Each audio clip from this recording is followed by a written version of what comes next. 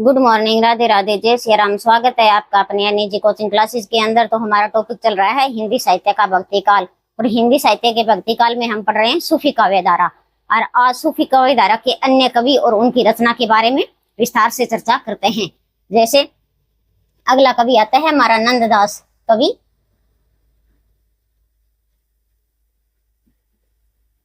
नंददास, इसकी रचना है रूप मंजरी। इसमें लिखो नंददास मूलतः है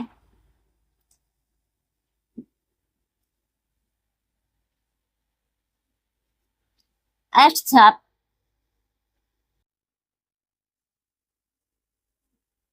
कीर्तन कवियों में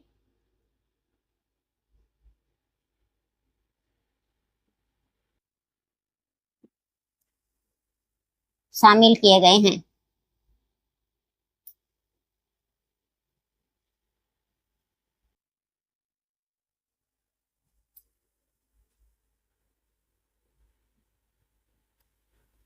परंतु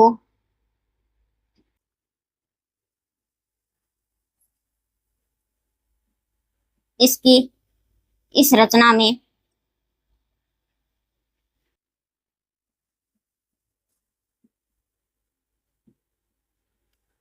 चौपाई प्लस दोहा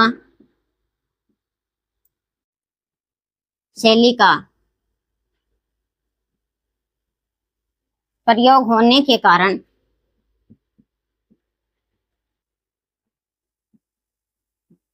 इस रचना को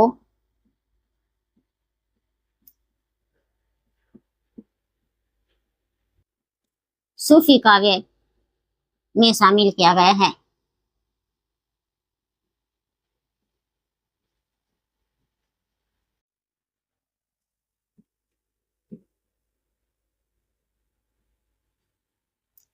और कब लिखी थी ये? 1568 ईस्वी में। अगला कवि आता है नारायण दास। रचना है छिताई वार्ती। छिताई वार्ता 1590 ईस्वी में। इस रचना में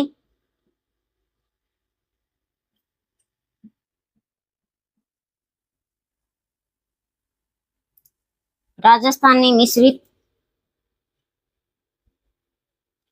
ब्रज भाषा का प्रयोग किया गया है।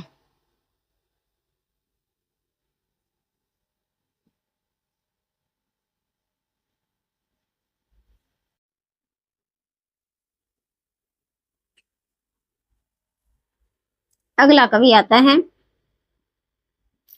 जान कवि। इसकी रचना है लेले मंजनू।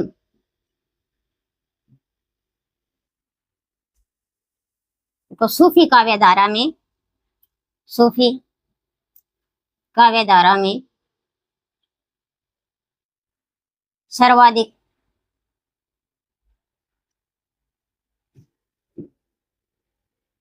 प्रेमाख्यानक काव्य लिखने वाले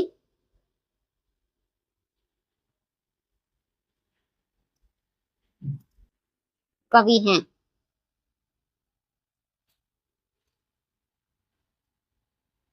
इन्होंने 1612 ईस्वी से लेकर 1664 ईस्वी तक कुल 78 रचनाएं लिखी हैं।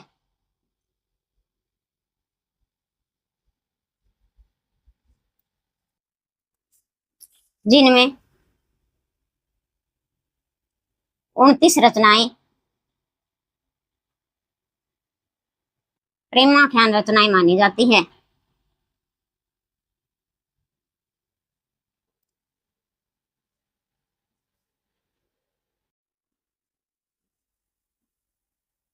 इनकी रचनाओं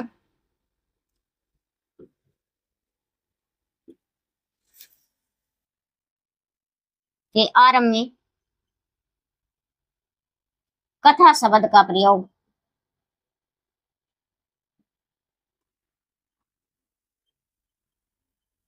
किया गया है।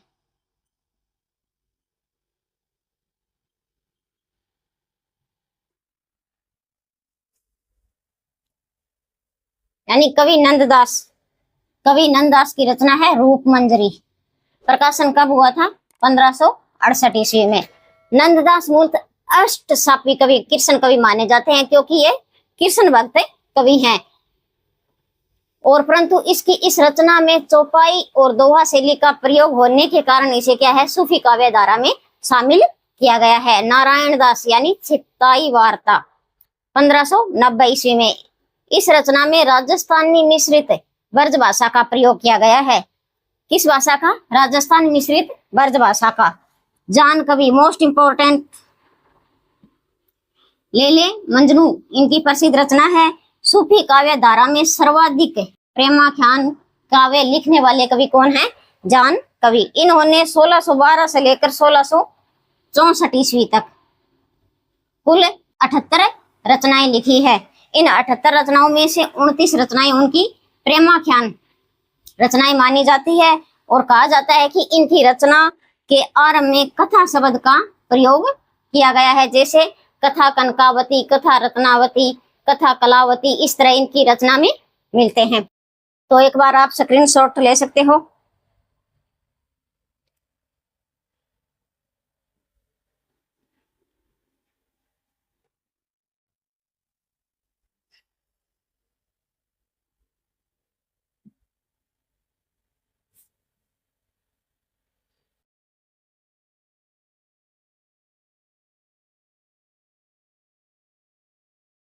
जैसे कथा कनकावती, कथा रत्नावती,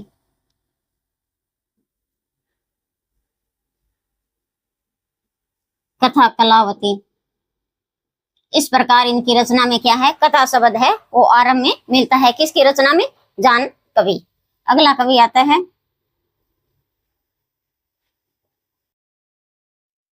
नूर मोहम्मद। इसकी रचना है इंद्रावती और अनुराग बांसुरी।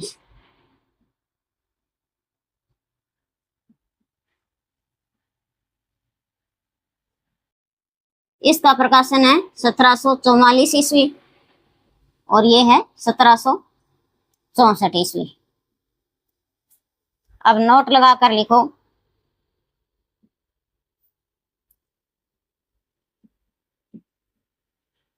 इंद्रावती रचना को आचार्य रामचंद्र शुक्ल ने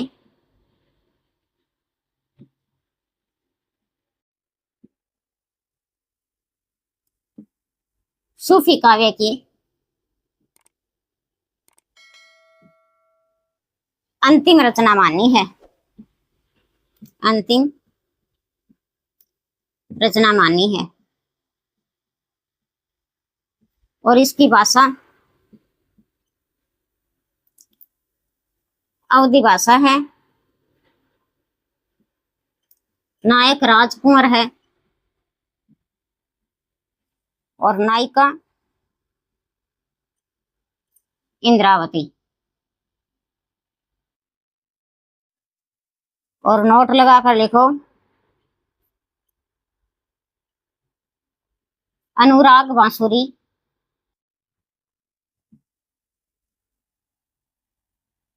रचना में चौपाई छंद के साथ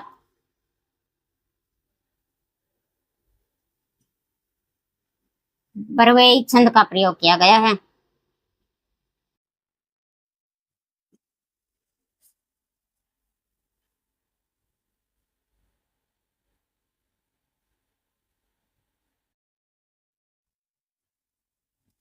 अगली रचना आती है ज्ञान दीप, यानी ज्ञान दीप। शेख नवी की है। शेख नींव, शेख नींव की है। ज्ञानदीप शेख नींव 1618 ईस्वी में। नोट लगा कर लिखो।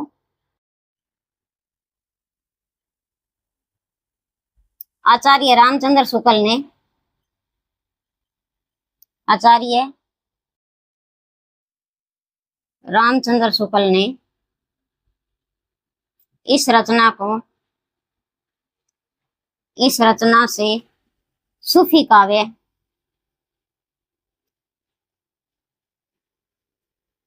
का अंतिम काव्य माना है। अंतिम काव्य या अंतिम कवि माना है। अंतिम काव्य या अंतिम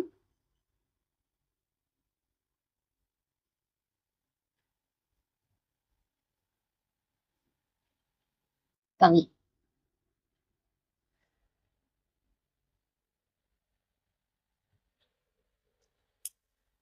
नूर मोहम्मद, इसकी रचना है इंद्रावती और अनुराग बांसुरी। इंद्रावती 1744 में है, ये 1764 ईस्वी में। इंद्रावती रचना को आचार्य रामचंद्र शुक्ल ने क्या है, सूफी काव्य की अंतिम रचना मानी जाती है। पूछा जा सकता है प्रश्न कि आचार्य रामचंद्र शुक्ल के अनुसार सूफी काव्य की अंतिम रचना कौन सी है, तो हमारा आंसर रहेगा इंद्रावती। कौन सी रचना है? इंद्रावती। और इसकी भाषा अवधी है, इसका नायक है राजकुमार और नायिका है इंद्रावती। अनुराग बांसुरी रचना में चौपाई छंद के साथ किस छंद का प्रयोग किया गया है? बरवे छंद का प्रयोग किया गया है। पूछा जा सकता है कि किस रचना में चौपाई छंद के साथ बरवे छंद का प्रयोग किया है। हमारा आंसर रहेगा अनुराग बांसुरी। यानी ज्ञानदीप शेख नींव कब? 1618 ईस्वी में। आचार्य रामचंद्र शुक्ल ने इस रचना को क्या है, सूफी काव्य का अंतिम कवि माना है। यानी ये सूफी काव्य की समाप्ति है वो इस रचना से होती है। किस रचना से होती है?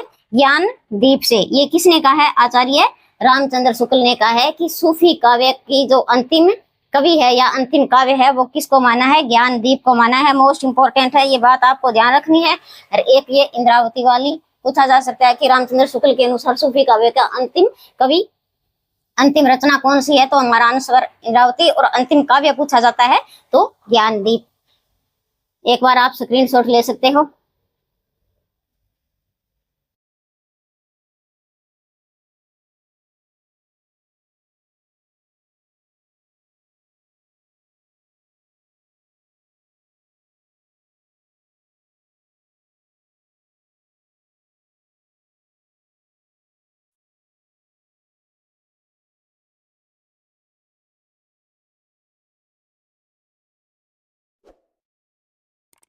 अन्य रचना है रस रतन पुहूकर 1619 ईस्वी में।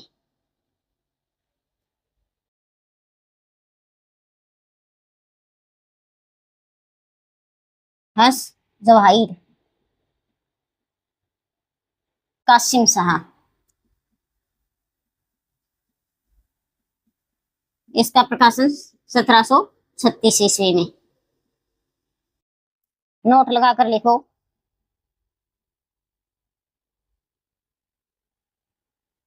यह रचना फारसी भाषा में रचित है और नामी प्रेस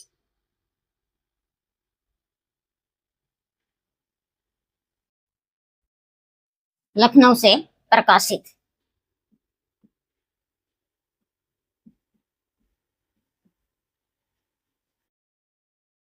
अगली रचना आती है यूसुफ जुलेखा शेख निसार।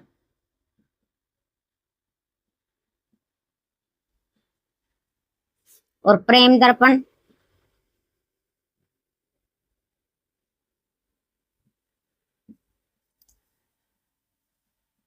शेख नजीर।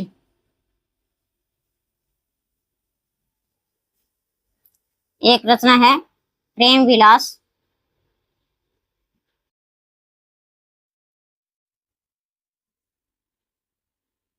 प्रेमलता की कथा, जटमल,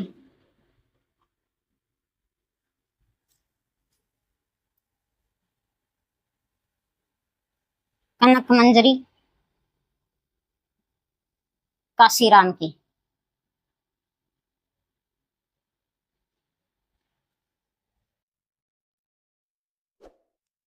यानी ये सूफी काव्य की क्या है, मोस्ट है, जितनी भी रचनाएं हैं वो कंप्लीट हो गई है हमारी। रस रतन यानी किसकी है, कुहुकर की। ये मोस्ट इंपोर्टेंट है, कई बार परीक्षा में पूछी भी गई है। और इसका रचना काल 1619 में। हंस जवाहिर कासिम शाह, ये भी मोस्ट इंपोर्टेंट है। ये जितनी भी रचनाएं है सारी मोस्ट इंपोर्टेंट है, ये हर परीक्षा में पूछी भी जा चुकी है। यह रचना फारसी भाषा में रचित है और नामी प्रेस लखनऊ से प्रकाशित है। यूसुफ जुलेखा यानी शेख निसार और प्रेम दर्पण शेख नजीर। प्रेम विलास प्रेमलता की कथा किसकी है, जटमल। मोस्ट इंपोर्टेंट कनक मंजरी काशी राम की। तो एक बार आप स्क्रीनशॉट ले सकते हो।